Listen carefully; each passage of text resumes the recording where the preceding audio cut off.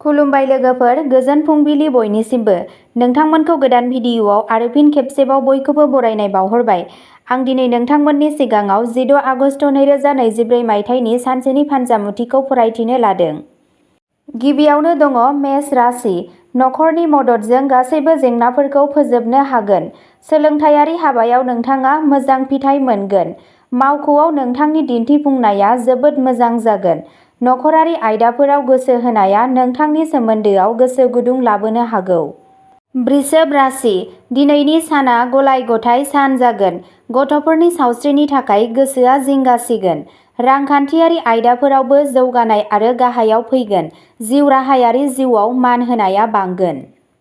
मिथुन राशि। दिनै मिथुन राशिनि सुबुंफोरा दाहारनिफ्राय उदां मोननो हागौ। मावख'आव लोगोफोरनि हेफाजाबजों खामानिनि हेंथाफोरखौ बोखारनाय जागोन।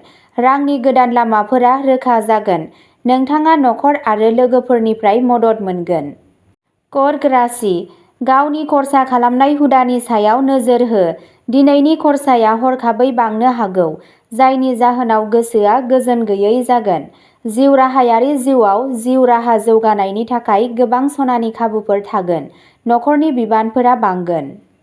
सिंह राशि। जिउ राहायारि जिउआव दावगानायनि गोबां खाबुफोर थागोन। रांनि बेलायाव जोबोद सांग्रां जा।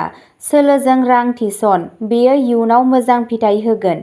सोलोंथायारि हाबायाव नोंथाङा मोजां फिथाय मोनगोन। कन्या राशि। दिनै नोंथाङा जोबोर सांग्रां जानांगोन। रां खहा जानायनि नेरसोनफोर दं। जिउ राहायारि जिउआव दावगानायनि थाखाय गोदान खाबुफोर फैगोन। गोदान सम्पथि बायनायनि खाबु थागोन। तुला राशि। दिनैनि साना मोजां जागोन। फालांगियाव मुलाम्फा जागोन, नाथाय मिथिनो मोनै गिनायजों गोसोआ गोजोन गैयै जालांगोन। गोसोआरि जेंना नुजाथिगोन। वृश्चिक राशि। गावनि सावस्रिनि फारसे गोसो हो। आथिखालाव रांखान्थियारि आयदाफोराव जौगानाय गाहाय जागोन। नोंथांनि गावारि जिउआव मोनसे खुसिनि आबहावा थागोन। धोन बांनायनि खाबु थागोन। समाजारि मान-सन्मानआ बांगोन। फरायसाफोरा बादायलु आनजादफोराव मोजां फिथाय मोनगोन। धनु राशि। दिनै बांद्राय खर्सा खालामनायनि थाखाय गोसोआव जेंना सोमजिगोन। गावनि बाजेटनि सायाव गोसो हो। रांखौ सोलोजों बाहाय। हाखु-दाखु जेबो बेसेनगोसा बेसाद दाबाय। आथिखालनि गोख्रों सोमोन्दोखौ माबोरै लाखिनो हायो बे बाथ्राखौ साननायनि बे मोनसे मोजां सम। मकर राशि। दिनैनि रांखान्थियारि आयदाफोराव जोबोद सांग्रां जानांगौनि गोनांथि दं। सोलोजों रां बाहाय। हाखु-दाखुयै जायखिजाया बेसाद बायनायनिफ्राय गोजानाव था। कुम्भ राशि।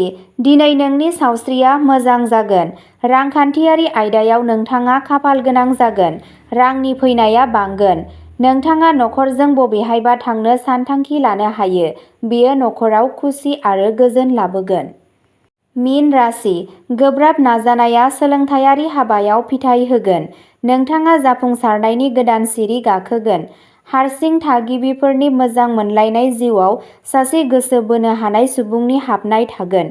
दिनैनि साना रंजाथाव रमान्टिक दावबायनायजों बुंफबनाय सान जागोन।